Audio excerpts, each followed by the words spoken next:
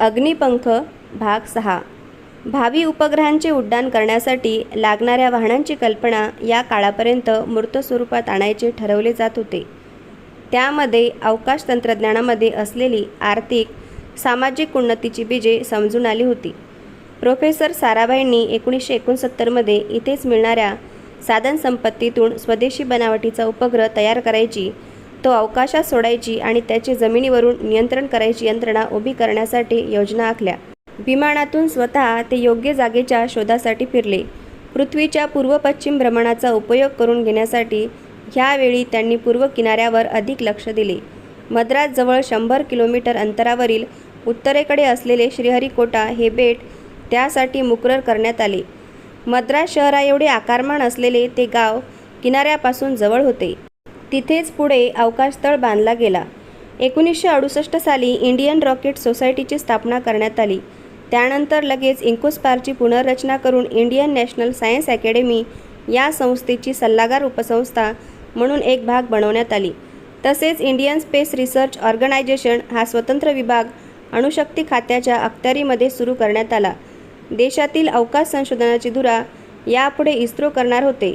भारतीय बनावटीचे satellite launch vehicle म्हणजे उपग्रह अवतरण वाहन बनवायचे प्रोफेसर विक्रम साराभाईंचे स्वप्न साकार करण्यासाठी त्यांनी स्वतः माणसे निवडली.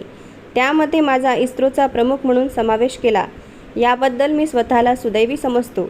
4 टप्प्यांमध्ये SLV प्रकल्प विभागला होता. शेवटच्या महत्त्वाच्या टप्प्याचा मी प्रमुख होतो. आम्हा सर्वांची पात्रता पार्श्वभूमी पाहून ती कामे विभागून देण्यात आली होती. डॉक्टर वसंत गोवारीकर, श्री M.V. कुरूप आणि श्री A.V. मुथुनायगन यांच्यावर उरलेल्या 3 टप्प्यांचे काम प्रत्येकी सोपवण्यात आले होते.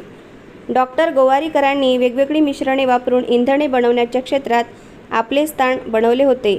श्री कुरूप यांनी अधिक शक्तिशाली प्रॉपेलंट बनवण्याच्या प्रयोगशाळा स्थापन केल्या होत्या. प्रॉपेलंटचा वापर कमाल क्षमतेने करायचे तंत्रज्ञान त्यामध्ये विकसित केले होते. मुथुनायगम यांचे कमी वेळात अधिक ऊर्जा पुरवणाऱ्या प्रॉपेलंटच्या क्षेत्रातील कार्य वादातीत होते. 4थ्या टप्प्यामध्ये या तिघांच्या एकत्रित कामाबरोबर प्रत्यक्ष बांधणी करण्यासाठी नाविन्याचा ध्यास असलेला प्रयोगशील वृत्तीचा कुणीतरी अनुभवी माणूस त्यांना हवा होता. म्हणून कदाचित माझी निवड केली गेली असावी. माझी थोडा धोका पत्करायची आणि चुकांपासून शिकत पुढे जायची वृत्ती त्यांच्या परिचयाची होती. तीच त्यांना उपयुक्त वाटली होती. कुठलीही गोष्ट परिपूर्ण करण्याचा ध्यास लागल्याशिवाय प्रत्येक टप्प्यावर नीट निरीक्षण करून चुका पारखत दुरुस्त करत पुढे गेल्याशिवाय असे मोठे प्रकल्प पूर्णत्वाला येत नाहीत. अगदी छोट्या बारक्या तपशिलाचे नियोजन केल्याशिवाय प्रगती होत नाही. शिवाय वेळेचेही बंधन प्रत्येक टप्प्यावर आवश्यक असते. मला 4ही टप्प्यांच्या प्रत्येक तपशिलात शिरणे शक्य नव्हते. प्रशासकीय बाबींसाठी मला अनेकदा बाहेर जावे लागे. तेव्हा मी सहकाऱ्यांना उपलब्ध होत नसे. त्याला माझाही नाईलाज होता. परिणाम म्हणून प्रकल्पाला अपेक्षित तसा वेग येईना. त्यावेळी प्रोफेसर साराभाईंनी एक फ्रेंच पाहुणा आमच्या भेटीसाठी आणला. आमच्या समस्या त्यांना समजू शकल्या असत्या, कारण ते पाहुणे प्रोफेसर क्युरेन फ्रान्सच्या अवकाश कार्यक्रमातील डायमॉन्ट लॉन्च व्हेइकल या समकक्ष प्रकल्पाचे प्रमुख होते. ते हाडाचे व्यावसायिक व्यक्तिमत्व होते. आधी उद्दिष्टे निश्चित करायची, वेळेचे नियोजन करून प्रथम वेळापत्रक ठरवायचे आणि मग कामाच्या जबाबदारीची विभागणी, अपयशांची संभाव्यता, झालेल्या कामाचा आढावा अशा अनेक बारीकसारीक बाबींकडे त्यांनी माझे लक्ष वेधले. त्यांच्या सल्ल्यामुळे मी बरेच काही शिकू शकलो. येणाऱ्या समस्यांचा नीट अभ्यास करू शकलो. मध्ये मध्ये प्रोफेसर साराभाई नवीन काहीतरी सुचवत आणि प्रोफेसर क्युरेनही त्यांचा आदर करत. एकमेकांच्या कल्पनांची देवघेव करण्यातून बरेच काही साध्य होऊ शकले. विशेषतः प्रकल्पांचा आकार प्रचंड असतो, तेव्हा बारीकसारीक गोष्टी सहकाऱ्यांवर पूर्णतया सोपवून आपण फक्त महत्त्वाचे ते पाहावे, हा त्यांचा सल्ला मला पुढेही खूप उपयोगी पडला. माझ्या कार्यपद्धतीतील काही उजवे त्यांनीही आवर्जून उचलले. त्यांनी तसे म्हणताच प्रोफेसर साराभाई खुश झाले. SLV आणि डायमॉन्डच्या प्रकल्पात मूलभूत फरक होता. त्यामुळे प्रत्यक्ष कामाची देवघेव करायची तर अनेक नव्या बदलांना सामोरे जावे लागले असते. ते टाळण्यासाठी मी माझ्या सहकाऱ्यांनाच छोट्या मोठ्या समस्यांचे निवारण करायला उद्युक्त केले. प्रत्येक बाबतीत प्रयोगशील राहायला हवे असे सुचविले. त्यांच्या सूचना गांभीर्याने ऐकू लागलो. मी कनिष्ठांना अतिच सौजन्याने वागवतो अशी टीकाही माझ्या काही मित्रांनी केली, पण तिकडे मी फारसे लक्ष दिले नाही. कधीकधी सहकाऱ्यांनी, वरिष्ठांनी, कनिष्ठांनी केलेल्या सूचना मी कागदावर लिहून ठेवायचो. आणि काम संपल्यावर त्यावर विचार करत राहायचो. अनेकदा त्यांना हाताने सूचना लिहून देऊन तिथल्या तिथे अंमल करायला मी सांगत असे. माझी ही मिळून मिसळून काम करायची पद्धत, आपण एक टीम आहोत असा विश्वास वरपासून खालपर्यंत झिरपत नेत होती. अशा पद्धतीने काम करण्याची गोड फळे ताबडतोब दिसून आली. काही काळाने आमचे काम कुठवर आले आहे याचा आढावा आम्ही घेतला, तर युरोपमध्ये ज्या कामासाठी 3 वर्ष लागतील ती आम्ही वर्षभरात अधिक प्रतिकूल परिस्थितीत पूर्ण करू शकलो होतो. दर आठवड्याला सर्व सहकाऱ्यांची मीटिंग घेऊन आपापल्या कामाचा अहवाल घ्यायची पद्धत वेळखाऊ असली तरी प्रत्यक्षात फायदेशीर ठरली, उपयुक्त ठरली. चर्चेतून, कल्पनांच्या देवाणघेवाणीतून नवनवे सुचत राहते आणि प्रारंभी उग्र वाटणाऱ्या समस्यांचीही उकल सोडवणूक होऊ शकते. नेता किती चांगला असतो तर त्याच्या अनुयायांएवढा त्याच्या कार्यनिष्ठेवर, कामात झोकून द्यायच्या वृत्तीवर नेत्याचे यश अवलंबून असते. सहकार्याची भावना कुठलीही योजना राबवताना महत्त्वाचे काम करू शकते. एकमेकांबद्दल विश्वास द्यायला हवा आणि घ्यायलाही हवा. लहान सहान बाबतीत सर्वांना स्वातंत्र्य द्यायला हवे. व्यवस्थापन शास्त्रातील अनेक तत्त्वे मी तेव्हा शिकलो. माझ्या लहानशा टीममध्ये नेतृत्व गुण असलेले काही जण होते. प्रत्येक स्तरावर अशी माणसे असतात आणि ती आपापल्या मकदुराप्रमाणे काम करतात, करून घेऊही शकतात. SLV 4 टप्प्यांच्या आरेखनात सुधारणा करून आम्ही डायमंड प्रकल्पासाठी त्याचा उपयोग होईल असे बदल केले होते. 250 किलो वजन आणि 400 मिलीमीटर व्यास होता. तो वाढवून 600 किलो वजन आणि 650 मिलीमीटर व्यासापर्यंत आम्ही नेला होता. त्यासाठी 2 वर्ष सर्व टीमला खपून काम करावे लागले होते. काम पूर्ण करून त्यांना सुपूर्द करणार तेवढ्यात फ्रेंच सरकारने आपला डायमंड BC हा कार्यक्रमच रद्द केला. आता आमच्या स्टेज 4 प्रकल्पाची त्यांना गरजच नव्हती. मला निराशेचा धक्का पुन्हा बसला होता. हवाई दलात नाकारलो गेलो. बंगलोरला नंदी हॉवरक्राफ्ट बासनात गुंडाळून ठेवण्यात आले. तेव्हाची निराशा पुन्हा माझ्या वाट्याला आली. त्या प्रकल्पावर माझ्या बऱ्याच अपेक्षा केंद्रित झालेल्या होत्या. SLVचे बाकी 3 टप्पे पूर्ण होऊन एकत्रीकरणाला अजून 5 वर्ष अवकाश होता. पण लवकरच मी त्यातून सावरलो. डायमंड BCच्या गरजेप्रमाणे स्टेज 4मध्ये बदल करताना मी जे कष्ट घेतले होते त्या कष्टांनी मला पुरेपूर आनंद दिला होता. तो तर कुणी हिरावून घेऊ शकत नव्हते. त्यावेळी हवाई दलाच्या राटो प्रकल्पावरही मी काम करत होतो. त्यामुळे खंत करायला माझ्यापाशी वेळही नव्हता. राटोवरती काम चालू असतानाच आमचे SLV प्रकल्पाचे थुंबा येथील कामही हळूहळू आकाराला येत होते.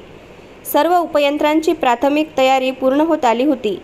वसंत गोवारीकर, कुरूप मुथनायगड यांच्या अद्वितीय प्रयत्नांनी टल्स या संस्थेने रॉकेट क्षेत्रात फार मोठी उडी मारायची तयारी केली होती. प्रोफेसर विक्रम साराभाई लोकांना अचूक हेरण्यात आणि त्यांचे योग्य असे समूह बनवण्यात अगदी पटाईत होते. SLVच्या संदेशवहन यंत्रणेच्या विकासासाठी एक माणूस निवडायचा होता. 2 तेवढ्याच ताकदीची नावे डोळ्यांसमोर होती. डॉक्टर UR राव, अनुभवी, सुसंस्कृत म्हणून सर्वांना ठाऊक होते, तर दुसरे श्रीजी माधवन नायर, अनुभव कमी असला तरी प्रयोगशील वृत्तीचे, नाविन्याची आवड असलेले असे होते. जरी माधवन नायर समर्पित वृत्तीने काम करण्यासाठी परिचित होते तरी त्यांची निवड होईल असे वाटले नव्हते. प्रोफेसर साराभाईंच्या एका भेटीच्या वेळी माधवन यांनी एक टेलिकमांड सिस्टीम ज्यामध्ये दूर अंतरावरून आज्ञावली दिली जाते त्याचे प्रात्यक्षिक दाखवले होते. त्यावेळी त्यांची स्वतंत्रपणे नवे करून पाहायची वृत्ती सर्वांच्या लक्षात आली होती. प्रोफेसर साराभाईंनी त्यांची नेमणूक केली. प्रस्थापित बाबी कुशलतेने करण्यापेक्षा प्रयोगशील नाविन्य त्यांना अधिक उपयुक्त वाटले. जी माधवन नायर यांनी प्रोफेसर साराभाईंनी केलेली त्यांची निवड सार्थ ठरवली आणि पुढे ते पोलर सॅटेलाईट लॉन्च व्हेकलचे मुख्य प्रकल्प अधिकारी झाले. SLV आणि क्षेपणास्त्रे म्हणजे एकाच कुळीची भावंडे म्हणायला हरकत नाही. त्यांचा हेतू, संकल्पना वेगळी असली तरी दोघांचाही उगम अवकाशशास्त्रात होतो. हैदराबादच्या defence research and development laboratory या संरक्षण खात्याच्या संस्थेमध्ये क्षेपणास्त्रांचा विकास करायचा एक मोठा प्रकल्प चालू होता. जमिनीवरून आकाशातील लक्ष्याचा वेध घेणारी ती क्षेपणास्त्रे होती. त्या कामासाठी मी ग्रुप कॅप्टन नारायणन यांना वरचेवर भेटू लागलो. 1968 साली प्रोफेसर साराभाई थुंबाला आले होते. तेव्हा त्यांना नोचकोण वापरून यानवाहनापासून अलग करायचे तंत्र प्रात्यक्षिक करून दाखवण्यात आले. कुठल्याही नव्या प्रयोगाचे निष्कर्ष त्यांना दाखवण्यात आम्हाला फार आनंद वाटे. टायमर वापरून एक पायरो सिस्टीम नावाची विशिष्ट छोटी उपयंत्रणा चालू करावी लागते. मग प्रत्यक्ष नोचकोण यानापासून अलग व्हायची क्रिया चालू होई. टायमरचे बटन दाबायची क्रिया त्यांच्या हस्ते व्हावी अशी आमची इच्छा आम्ही त्यांना बोलून दाखवली. त्यांनी हसून मान डोलावत बटन दाबले आणि आम्हाला आश्चर्याचा धक्का बसला. काहीच घडले नव्हते. प्रमोद काळे नावाच्या माझ्या टीममधल्या एका अभियंत्याने तो टायमर बनवला होता. सेकंदभरात काय झाले असावे याबद्दल विचार करून मी त्यांना थांबण्याची विनंती केली आणि सरळ पायरो सिस्टीमला वायर जोडली. त्यांनी पुन्हा बटन दाबले. लगेच अपेक्षेप्रमाणे घडून आले आणि नोचकोन अलग होऊन पुढे झेपावला. साराभाईंनी माझे, प्रमोद काळे यांचे अभिनंदन केले आणि ते निघून गेले. त्यांच्या मनात दुसरेच विचार तरळत होते ते आम्हाला कळले, पण आमच्या कामाबद्दल त्यांचे नक्की मत काय झाले हे कळायला मार्ग नव्हता. त्यानंतर लगेच रात्री जेवणानंतर भेटायला यावे असा निरोप मला देण्यात आला. त्रिवेंद्रमला असताना ते नेहमी कोवालम पॅलेस हॉटेलमध्ये उतरत. नेहमीप्रमाणे हसून त्यांनी माझे स्वागत केले. प्रथम इकडचे तिकडचे नेहमीचे 2 शब्द बोलून लगेच ते आधीच्या घटनेकडे वळले. मला त्याची भीती होती, अपेक्षाही होती, पण त्यांनी एकदम वेगळा पवित्रा घेतला. पायरो टायर वेळेवर चालू झाला नाही याचा अर्थ आमचे ज्ञान वा कष्ट कमी पडत आहेत हे नसून सुसूत्रपणाचा अभाव आहे हे त्यांनी मान्य केले. मग त्याची कारणे काय असावीत याची चर्चा खोलात जाऊन ते करू लागले. मला कामाचा बोजा होतो आहे का, माझ्या वैयक्तिक समस्या आहेत का अशीही त्यांनी विचारणा केली. काम अगदी क्षुल्लक आहे, आव्हानात्मक वाटत नाही का, किंवा एखादी समस्या जी समोर असून आत्तापर्यंत दिसलेली नाही अशी आहे का त्याची पृच्छा केली. मग चर्चेअंती ते मुख्य कारणाकडे वळले. आमचे सर्व प्रयोग, कामे वेगवेगळ्या ठिकाणी चालत होती. एका प्रयोगशाळेत पायरो सिस्टीम, दुसरीकडे इलेक्ट्रिकल काम, तिसरीकडे प्रत्यक्ष बांधणी, तर डिझाईनचे चौथीकडे. शिवाय प्रत्येक विभागाच्या वेळापत्रकात पुढे मागे व्हायचे. जागेच्या वेळेच्या फरकामुळे प्रत्येक ठिकाणी सहभाग घेणे मला शक्य होत नसे. मग एकत्रीकरण, परीक्षण यामधील सुसूत्रतेत त्रुटी राहत. पहाटेपर्यंत चाललेल्या या चर्चेअंती स्वतंत्र रॉकेट इंजिनिअरिंग सेक्शन उभारायचा निर्णय घेण्यात आला. संस्थेच्या पातळीवर असो वा वैयक्तिक स्तरावर चुकांमुळे यश दूर जाते हे खरेच आहे. चुकांमुळे एखाद्या गोष्टीची समग्रता लक्षात येऊन नाविन्याची कास धरत प्रयोग करणारा प्रोफेसर साराभाईंसारखा एखादाच विरळा. आम्हाला चुकांबद्दल दोष न देता त्यातून योग्य बोध त्यांनी घेतला. त्यांची चुकांकडे पाहण्याची दृष्टी अगदी वेगळी होती. चुका या होतातच आणि बहुतेक वेळा त्या दुरुस्त करता येतात. चुकांमुळे एखादा गंभीर प्रसंग उभा राहतो. अशा वेळी माणसाचे आंतरिक गुण उभारून येतात आणि त्याची खरी परीक्षा होते. चुकीची दुरुस्ती करण्यासाठी काहीतरी नवीन सुचते. पुढे मलाही असे अनुभव आले. चुका टाळण्याचा सर्वोत्तम मार्ग म्हणजे त्यांची अपेक्षा ठेवावी. साध्या टायमरने ऐनवेळी दगा दिला आणि त्यातून रॉकेट इंजिनिअरिंग लॅबोरेटरीचा जन्म झाला. हा किती विलक्षण योग आहे. प्रत्येक मिसाईल पॅनेल मीटिंग झाल्यावर त्यामध्ये काय घडले ते प्रोफेसर साराभाईंना सांगत असे. 30 डिसेंबर 1971च्या मीटिंगनंतर मी दिल्लीहून त्रिवेंद्रमला परतत होतो. प्रोफेसर साराभाई SLVच्या डिझाईनचे परीक्षण करण्यासाठी थुंबाला आलेले होते. विमानतळाच्या स्वागत कक्षातून मी पॅनेल मीटिंगमधल्या महत्त्वाच्या बाबींवर त्यांच्याशी फोनवर बोललो. त्यांनी मला त्रिवेंद्रमच्या विमानतळावर भेटण्यासाठी थांबायला सांगितले. त्याच दिवशी रात्री ते त्रिवेंद्रमहून मुंबईला परतणार होते. त्यांच्या भेटीबद्दल विचार करत काय बोलायचे याची जुळणी मनात चालू असताना मी त्रिवेंद्रमला विमानातून उतरू लागलो. हवेत एक चमत्कारिक कुंद कंटाळलेपणा पसरला होता. विमानाची शिडी लावणाऱ्या कुट्टी नावाच्या कामगाराने दुःखी आवाजात मला प्रोफेसर विक्रम साराभाईंच्या मृत्यूची बातमी दिली. काही तासांपूर्वी हृदयविकाराचा तीव्र झटका येऊन त्यांची प्राणज्योत मालवली होती. मला जबरदस्त धक्का बसला. मी त्यांच्याशी फोनवर बोललो. त्यानंतर तासाभरातच तो दुर्दैवी प्रसंग ओढवला होता. माझ्या वैयक्तिक दुःखापेक्षा भारतीय विज्ञान जगताचे त्यांच्या मृत्यूने झालेले नुकसान कधीही भरून न येण्यासारखे होते. ती संपूर्ण रात्र त्यांचे पार्थिव अंतिम क्रियेसाठी अहमदाबादला नेण्याची तयारी करण्यात गेली. 1966 ते 1971 या 5 वर्षांच्या कालावधीत जवळजवळ 22 अभियंते आणि संशोधक प्रोफेसर साराभाईंच्या निकट राहून काम करत होते. त्यातील प्रत्येकाने नंतर देशाच्या महत्त्वाच्या वैज्ञानिक प्रकल्पांची जबाबदारी उचलली. प्रोफेसर साराभाई एक थोर संशोधकच नव्हे तर फार कुशल संघटक आणि नेता होते. त्यांच्या हाताखालच्या लोकांना सांभाळून घ्यायचे रुजू व्यक्तिमत्व प्रसंगी व्यक्त व्हायचे. असा एक प्रसंग माझ्या आठवणीत कोरलेला आहे. दर 2 महिन्यांनी SLV 3च्या प्रगतीचा कार्याचा ते आढावा घेत. जून 70 मध्ये 4ही टप्प्यांचे त्यांच्यासमोर माहितीसह प्रात्यक्षिक व्हायचे होते. पहिली 3ही प्रात्यक्षिके व्यवस्थित पार पाडण्यात काहीही अडचण आली नाही.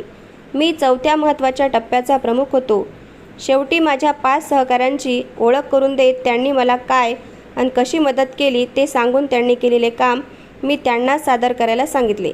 प्रत्येकाने आपापला भाग चोखपणे अधिकारवाणीने सादर केला.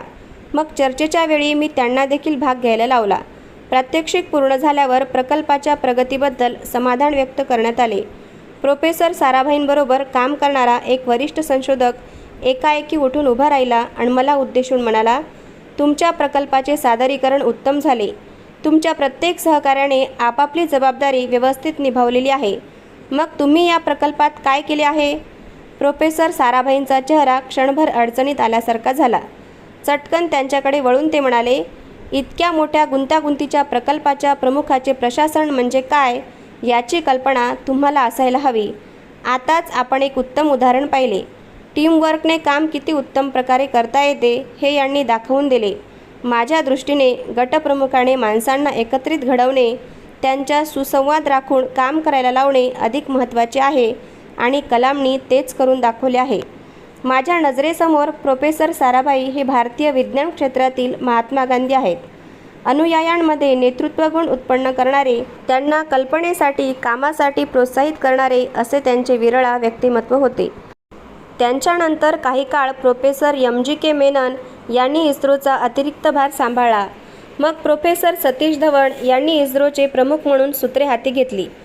थुंबा येथे कार्यरत असलेले सर्व विभाग, टस, space science and technology centre, rocket fabrication facility, propellant fuel complex सर्वांचे एकत्रीकरण करून त्याला विक्रम साराभाई स्पेस सेंटर असे नाव देऊन त्या थोर संशोधकाला मानवंदनेचे एक फूल वाहण्यात आले.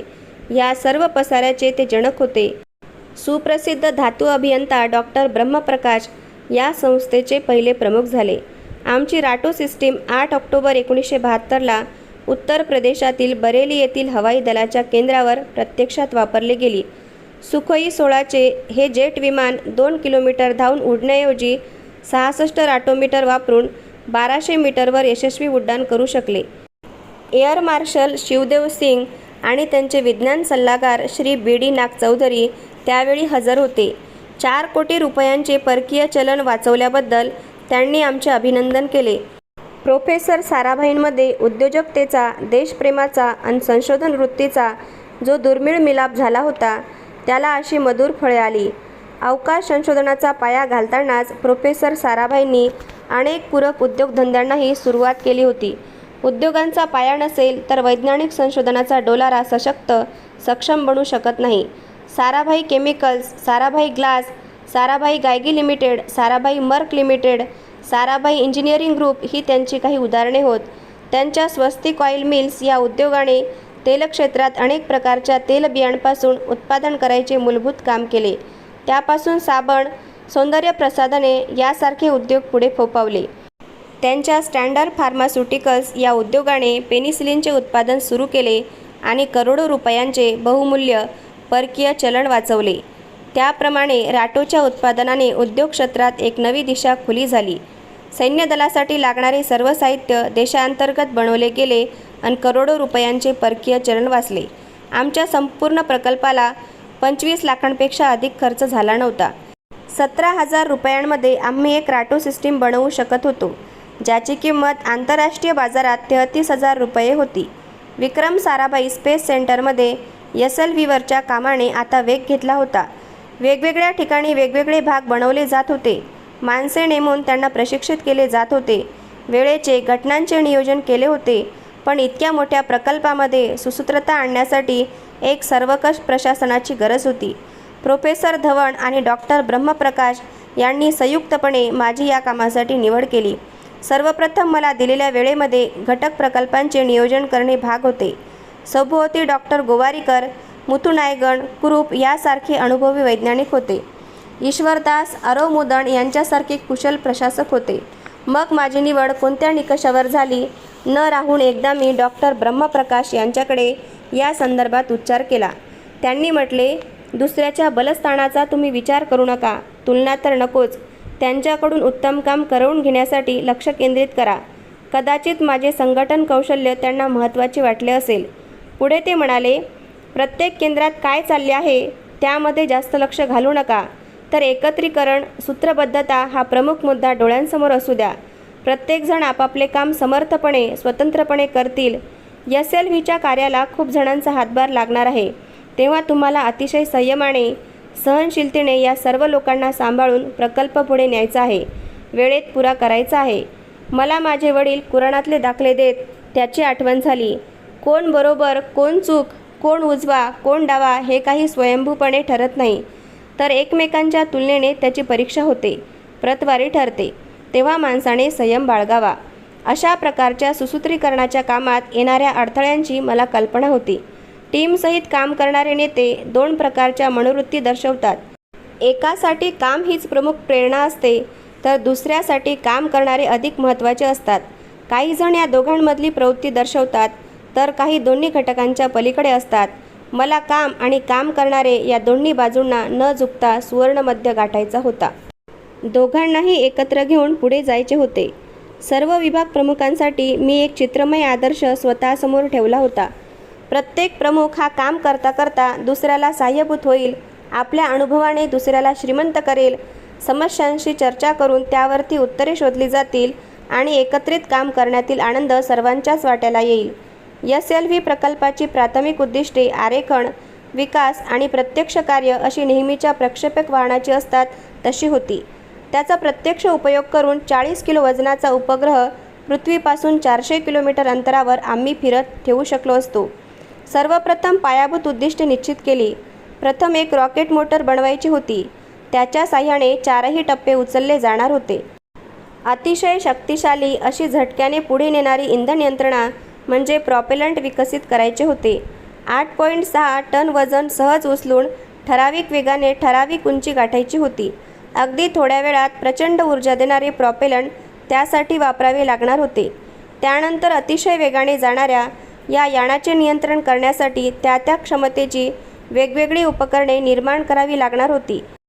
पहिल्या 3 टप्प्यांसाठी कमी उंचीवरचे नियंत्रण, वेगात जाणाऱ्या वस्तूवर प्रतिक्रिया होऊन तिच्या अनेक भागांवर परिणाम होतात त्यांचे नियंत्रण, अवकाशात उपग्रह सोडतेवेळी स्वतःभोवती भ्रमण करत पुढे जावे लागते त्या 4थ्या टप्प्यावरच्या विशेष क्रियांचे नियंत्रण, असे अनेक बारकावे फक्त नियंत्रण यामध्ये होते. श्रीहरिकोटा येथील अवकाश तळावर प्रत्यक्ष अवतरणाला अनुषंगिक अशी यंत्रणा विकसित करून चाचण्या घेणे हेही एक मोठे आव्हान होते. एखादी छोटीशी चूक अतिशय महागात पडणार होती. अशा प्रकल्पाच्या प्रथेप्रमाणे प्रथम नियोजित वेळ नक्की करण्यात आली.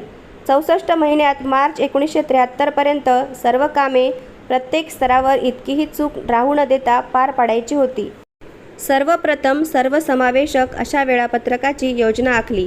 प्रशासन आणि काम यांचा एक प्रकल्प अहवाल बनवला. त्यामध्ये कोणती स्पष्ट उद्दिष्टे ठरवण्यात गाठण्यात येणार आहेत, वेळापत्रकाप्रमाणे कामाचे भाग पाडले जाऊन ते कसे कसे पायरीने करत उद्दिष्टे पूर्ण करायची आहेत याचे तपशीलवार विवेचन होते.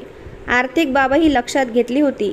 एकंदर खर्च कुठल्या टप्प्यापर्यंत किती व कसा खर्चला जाणार आहे याच्या सविस्तर नोंदी होत्या.